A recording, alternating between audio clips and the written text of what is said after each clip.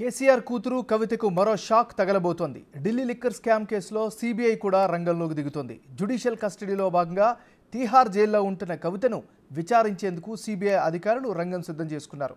Rows avenue కోర్టులో ఈ మేరకు దరఖాస్తు కూడా చేశారు.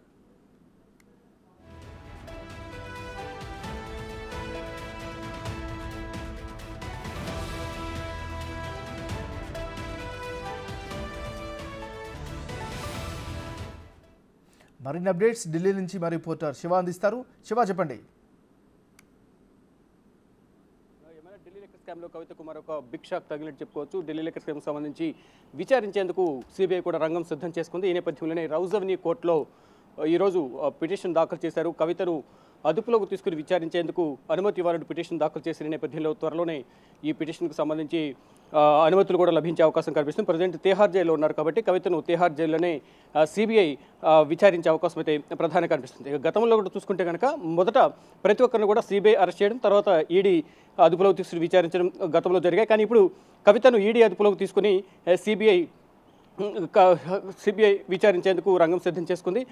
గతంలో 2022 డిసెంబర్ 11న కవితను గతంలో మొదటిసారి సిబిఐ హైదరాబాద్లో విచారించింది. అంటే గతంలో నోటీసులు జారీ చేసిన నేపథ్యంలో 2022లో కవిత ముందుగా కొన్ని డేట్స్ ముందుగా నిర్ణయించుకున్న కార్యక్రమాలు ఉన్న నేపథ్యంలో విచారణకు హాజరు కాలేనంటూ కూడా కవితనే 3 డేట్స్ సిబిఐకి ఇచ్చిన పరిస్థితి కనిపించింది. దానిలో 11వ తేదీన సిబిఐ అధికారులు వెళ్ళి కవితను హైదరాబాద్లోని తన నివాసంలోనే విచారించిన తర్వాత కొంత సమాచారం సేకరించి స్టేట్మెంట్ రూపంలో రికార్డ్ చేసుకుని తర్వాత మళ్ళా మార్చిలో 3 నెలల తర్వాత మార్చి 16న కవితకు ఈడీ నోటీసులు జారీ చేసింది. అలా ఈడీ కూడా నోటీసులు జారీ చేసిన తర్వాత 3 రోజుల పాటు సుదీర్ఘంగా 30 గంటల పాటు విచారించింది.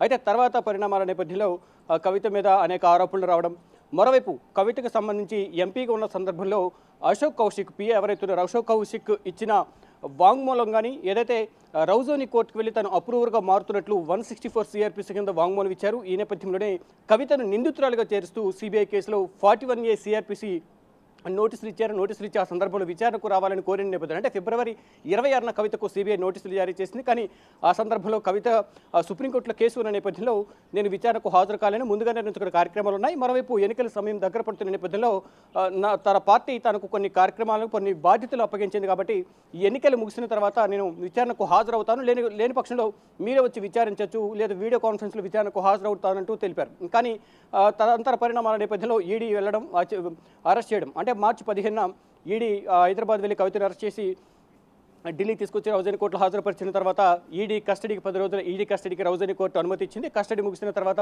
15 రోజుల జ్యుడిషియల్ కస్టడీ విధించిన నేపథ్యంలో ప్రజెంట్ తీహార్ జైల్లో ఉన్నారు. 9వ తేదీ వరకు కవిత తీహార్ జైల్లో ఉండబోతున్నారు. ఇక ఈలోపు సిబిఐ ఎంటర్ అయ్యి సిబిఐ కూడా విచారించబోతుంది. మేము విచారిస్తాం, కొంత సమాచారం గతంలో సేకరించాం కాబట్టి మరికొంత సమాచారం సేకరించాల్సి ఉంది.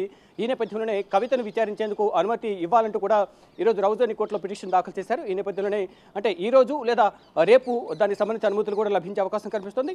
తర్వాత సిబిఐ కూడా ఎంటర్ అయ్యి తీహార్ జైల్లో విచారించడమా లేదా ఇటు సీజీఓ కాంప్లెక్స్లో రోడ్లో ఏదైతే సిబిఐ హెడ్ ఆఫీస్ ఏదైతే ఉందో సీజీఓ కాంప్లెక్స్ అక్కడికి తీసుకుని విచారిస్తారా లేకపోతే తీహార్ జైల్లోనే విచారిస్తారా అనేది కూడా చూడాల్సింది. మ్యాక్సిమం ఇప్పుడు కస్టడీలో ఉన్నారు కాబట్టి పోలీస్ కస్టడీలో తీహార్ జైలుకి వెళ్ళే సిబిఐ అధికారులు విచారించే అవకాశాలు అయితే ఎక్కువ కనిపిస్తున్నాయి.